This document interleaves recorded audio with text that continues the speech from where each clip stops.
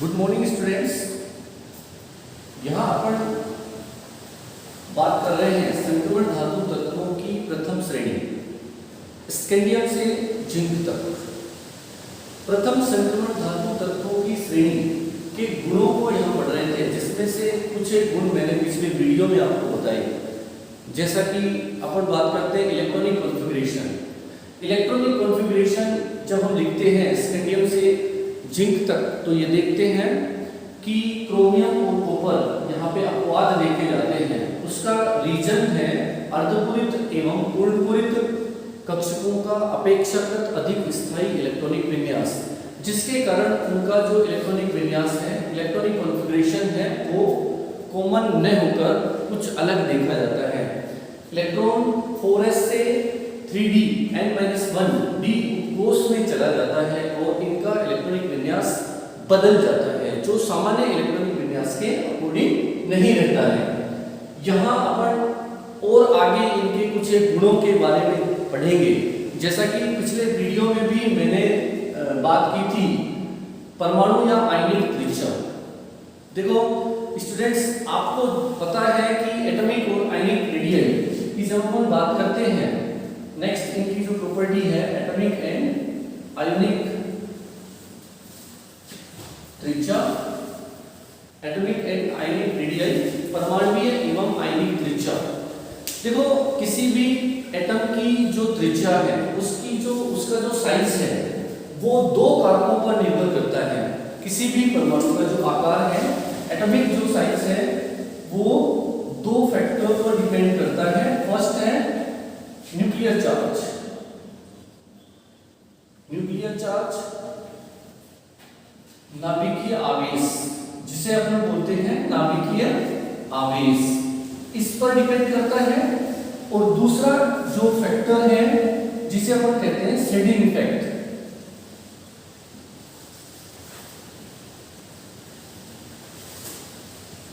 परिरक्षण प्रभाव, परिरक्षण प्रभाव। यहां स्टूडेंट्स यह ध्यान देना जरूरी है कि किसी एटम का जो साइज है, वो दो बातों पर निर्भर करता है। पहली चीज है नाभिकीय आवेश और दूसरी चीज है परिरक्षण प्रभाव। अब यहां ये देखना जरूरी है कि इन दोनों पर कैसे ये चीज निर्भर करती है, यानी कि एटॉमिक और आयनिक जो रेडियाई है, वो न्यूक्लियर चार्ज पर कैसे निर्भर करती है, साथ ही ये शेडिंग इफेक्ट पर कैसे निर्भर करती है। जैसा कि आपको पता है स्टूडेंट्स कि जो परमाणु आकार है, वो किसी परमाणु के बाह्यतम कोष में उपस्थित इलेक्ट्रॉन और नाभिक के बीच की दूरी को माना जाता है। जैसे जैसे ये डिस्टेंस बढ़ती जाती है, एटम का साइज बढ़ता जाता है, और जैसे जैसे ये डिस्टेंस कम होती जाती है, एटम का साइज भी घटता जाता है। यानी कि इलेक्ट्रॉन जो आउटर सेल में प्रेजेंट इलेक्ट्रॉन है, जितना न्यूक्लियस के दूर होगा उतना उसका साइज ज्यादा होगा, और जितना वो नजदीक होगा उतना उसका साइज कम होगा। ये हम सारी चीजें जानते हैं। अब स्टूडेंट्स यहाँ पे एटॉमिक साइज अगर घट रहा है, तो हम ये कह सकते हैं, ये समझ सकते हैं कि जो आउटर इलेक्ट्रॉन है, आउटर सेल में प्रेजेंट इलेक्ट्रॉन है, उस पर न्यूक्लियस का जो अट्रैक्शन फोर्स है, वो ज्यादा है, आकर्षण बल ज्यादा है, जिसके कारण वो इलेक्ट्रॉन नाभिक की ओर आकर्षित हो जाता है, और इसी कारण से उसका आकार कम हो जाता है।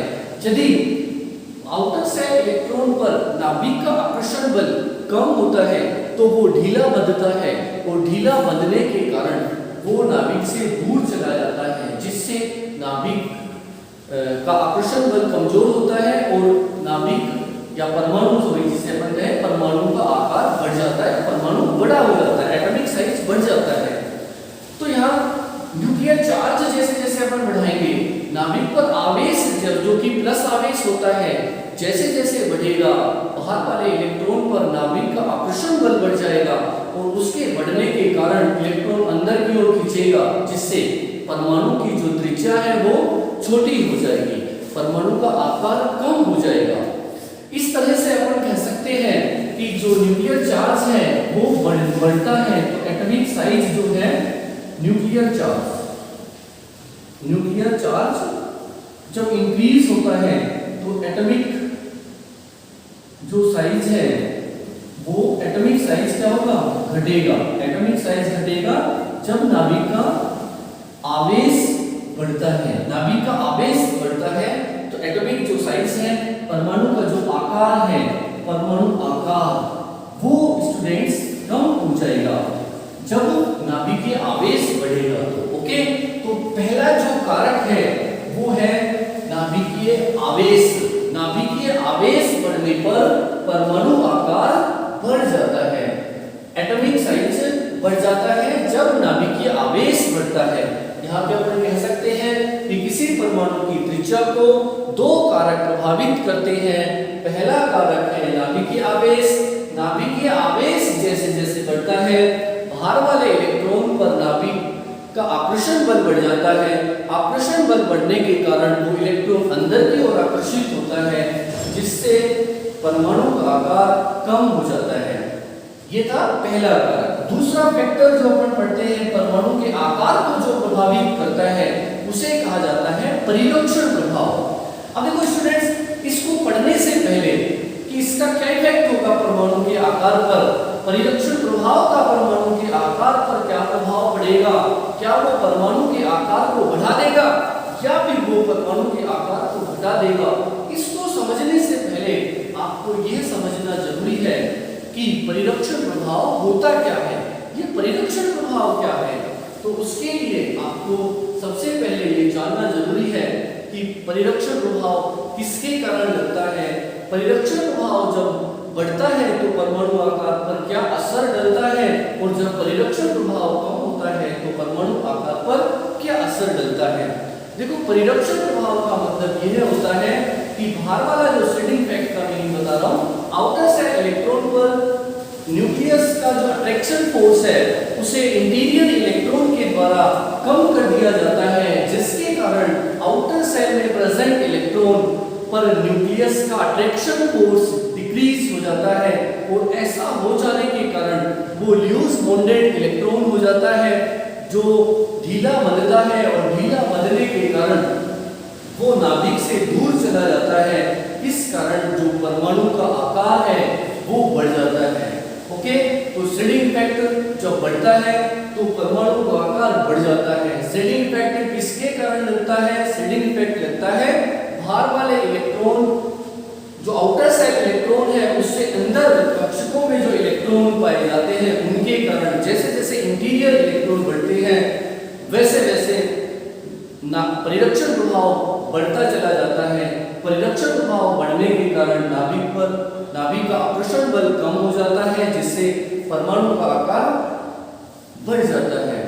शेडिंग इफेक्ट ऐसे कह सकते हैं, अपन डिफाइन कर सकते हैं कि किसी परमाणु के आंतरिक कोशों में उपस्थित इलेक्ट्रॉन बाह्यतम इलेक्ट्रॉन को नाभिक के आकर्षण बल से बचा लेते हैं, जिसे परिलक्षण प्रभाव कहा जाता है, जिसको सिग्मा से रिप्रेजेंट किया जाता है। जैसे जैसे परिलक्षण प्रभाव का मान बढ़ता है, परमाणु बाह्यतम इलेक्ट्रॉन पर नाभिक का आकर्षण बल कमजोर हो जाता है, जिससे वो ढीला बनता है, परमाणु का आकार बढ़ जाता है। तो अपन कह सकते हैं परिलक्षण प्रभाव जब बढ़ता है, परिलक्षण प्रभाव जब इंक्रीज होता है, इंक्रीज होगा तो जो एटॉमिक साइज है वो डिक्रीज होगा, वो घटेगा। परमाणु का आकार घट जाएगा जब परिलक्षण प्रभाव बढ़ेगा, परमाणु का आकार कम हो जाएगा। परिलक्षण प्रभाव को अपन सिग्मा से रिप्रेजेंट करेंगे। ये चीजें इसके संबंध में अपन दे सकते हैं। अब देखो, दो फैक्टर हमें बताए, न्यूक्लियर चार्ज जैसे बढ़ेगा परमाणु का आकार कम हो जाएगा, परिलक्षण प्रभाव जैसे जैसे बढ़ेगा परमाणु का आकार बढ़ जाएगा।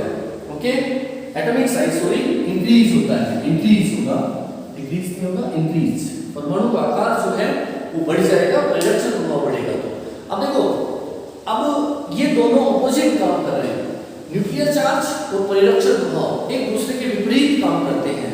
अब जो फाइनल प्रभाव क्या होगा, दोनों का सम्मिलित प्रभाव देखा जाता है कि फाइनली यदि बाएं से दाएं अपन जाए, स्केंडियम टू जिंक अपन चाहते हैं तो अपन देखते हैं कि परमाणु का आकार पहले घटता है, फिर बराबर हो जाता है और फिर बढ़ता है।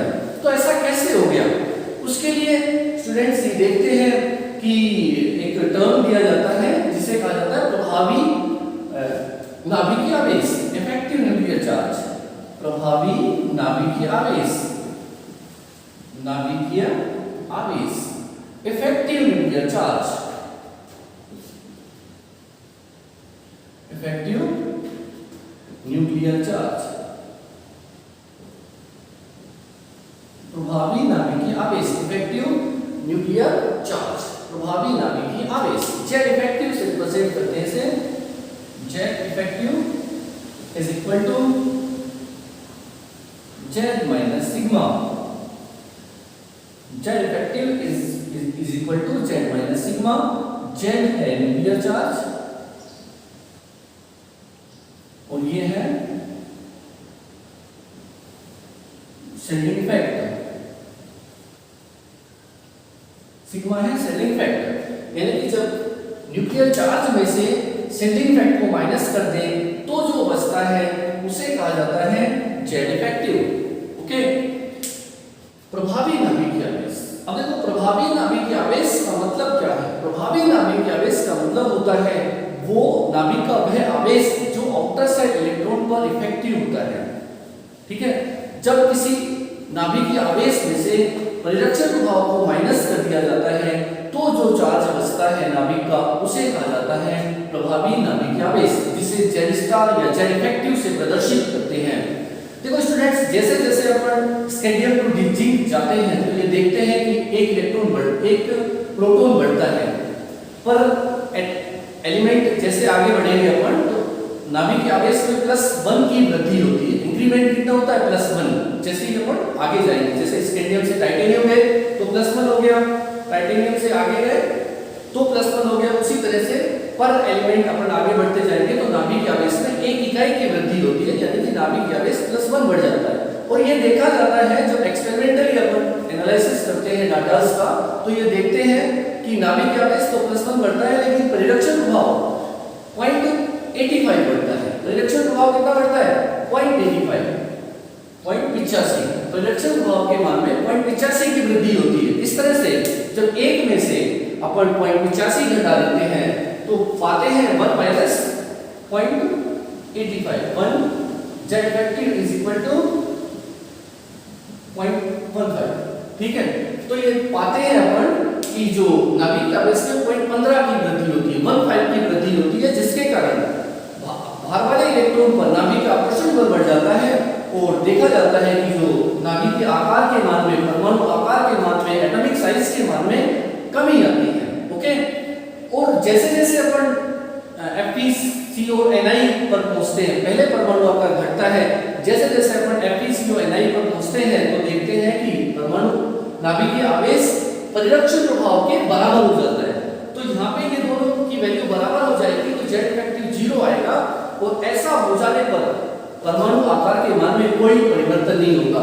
तो स्टूडेंट्स ये देखा जाता है कि FeCO(Ni) तीनों के साइज क्या होते हैं? लगभग बराबर होते हैं, तीनों के आकार सेम होते हैं, इस कारण आकार के मान में कोई वृद्धि नहीं होती। जैसे अपन और आगे बढ़ेंगे, Ni से आगे बढ़ेंगे, Cu तक जाएंगे तो देखते हैं कि परमाणु आकार के मान में क्या होती है? फिर थोड़ी सी वृद्धि होती है ऊपर के परमाणु आकार के मान में।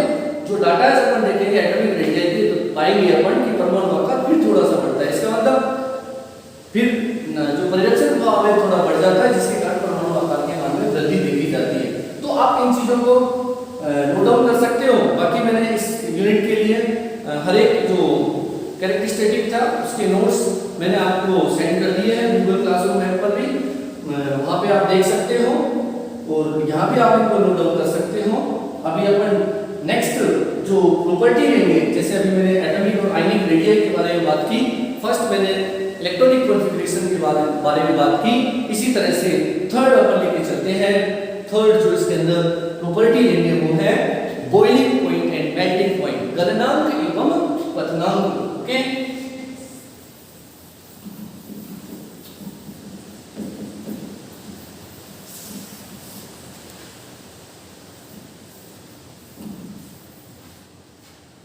तो स्टूडेंट अपनी फर्स्ट ट्रांजिशन सीरीज अपन पढ़ रहे थे, प्रथम संक्रमण धातु श्रेणी स्कैंडियम से जिंक तक होती है, ये इसको अपन पढ़ रहे थे। स्कैंडियम टू जिंक तक फर्स्ट ट्रांजिशन सीरीज होती है, स्कैंडियम 21 एंड जिंक 30 तक।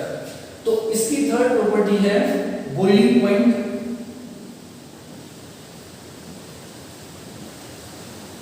And melting point. Boiling point and melting point, गलनांक एवं पतनांक एवं गलनांक।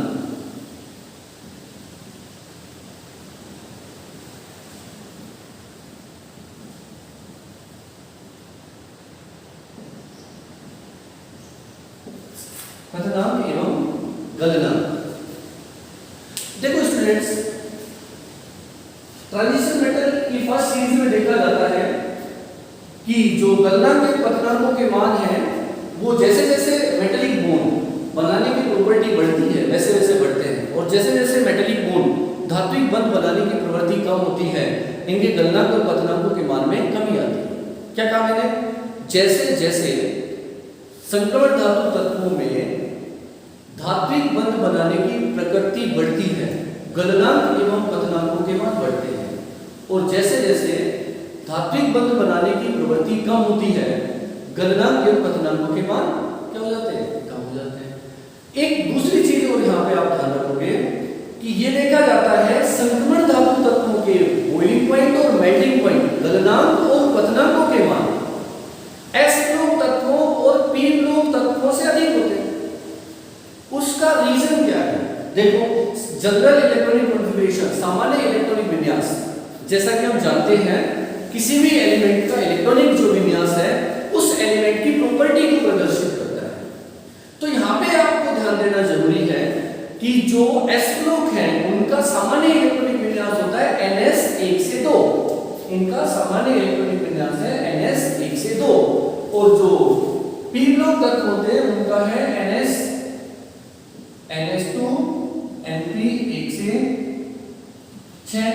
p ब्लॉक अगर अपन 18 को ले ले तो, और ये तो है s का s ब्लॉक और ये है p ब्लॉक। और जब अपन d ब्लॉक का देखते हैं, d ब्लॉक का इलेक्ट्रॉनिक विन्यास होता है n-1d 1 से 10 और ns 1 से 2। देखो यहां तो आउटर सेल ये दोनों हैं, ये भी आउटर सेल है और ये आउटर सेल है। s ब्लॉक में ये आउटर सेल है, p ब्लॉक में वही आउटर सेल है। यहाँ पे n-d आउटर सेल है और ns उससे बाहर आउटर सेल है, ns और n-d उससे अंदर वाली सेल है। ठीक है, तो कहने का मतलब यहाँ ये है कि जो इलेक्ट्रॉन है वो बाहर वाले कोष से अंदर वाले कोष में जा रहा है। तो जो इलेक्ट्रॉन पार्टिसिपेट करेंगे बंध बनाने में वो d इलेक्ट्रॉन और s इलेक्ट्रॉन दोनों पार्टिसिपेट करेंगे, यानी कि d कोष में जो इलेक्ट्रॉन पाए जाते हैं वो भी बंध बनाने में भाग ले सकते हैं, और s कोष में जो इलेक्ट्रॉन पाए जाते हैं वो भी बंध बनाने में भाग ले सकते हैं। यानी कि इनमें बंध बनाने वाले इलेक्ट्रॉनों की संख्या अधिक होती है, और इसी कारण ये धात्विक बंध बनाने की प्रबल प्रवृत्ति रखते हैं, और धात्विक बंध बनाने की प्रबल प्रवृत्ति रखने के कारण ही ये देखा जाता है कि इनके गलनांक और पतनांकों के मान अधिक पाए जाते हैं। ओके, यहाँ एक जो क्वेश्चन पूछा जाता है मेल्टिंग पॉइंट और बॉइलिंग पॉइंट में, वो सामान्यतः पूछते हैं वो Mn का। यहाँ स्टूडेंट्स ये पूछा जाता है कि Mn के जो गलनांक और पतनांकों के मान हैं वो कम क्यों पाए जाते हैं? Mn के गलनांक और पतनांकों के मान कम पाए जाते हैं। इसका कारण Mn का जब आप इलेक्ट्रॉनिक विन्यास देखोगे तो ये पाओगे कि इनका जो इलेक्ट्रॉनिक विन्यास है वो n-1d 5 और ns2 होता है।